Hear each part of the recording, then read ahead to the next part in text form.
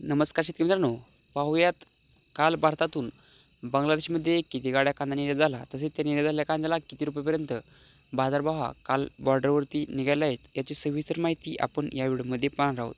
तत्पूर्वी चॅनल जर नवीन असाल तर चॅनलला सबस्क्राईब करून शेजारील बेल आयकॉन प्रेस करा, त्यामुळे आपण अपलोड केलेले व्हिडिओ सर्वात अगोदर तुमच्यापर्यंत पोहोचतील.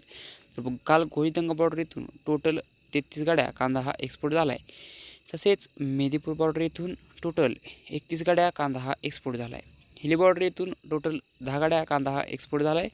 तर तिन्ही ठिकाणच्या मिळून टोटल 74 गाड्या कांदा हा काल भारतातून बांगलादेशमध्ये एक्सपोर्ट झाला आहे. बाजारभावाचा विचार करता मध्य प्रदेशातून निघालेला कांदा चांगल्या क्वालिटीच्या कांद्याला 95 म्हणजे 66 रुपयेपर्यंत बाजारभाव निघाले, तर कमी क्वालिटीच्या कांद्याला 88 ते 92 म्हणजेच 61 ते 64 रुपयेपर्यंत बाजारभाव निघाले.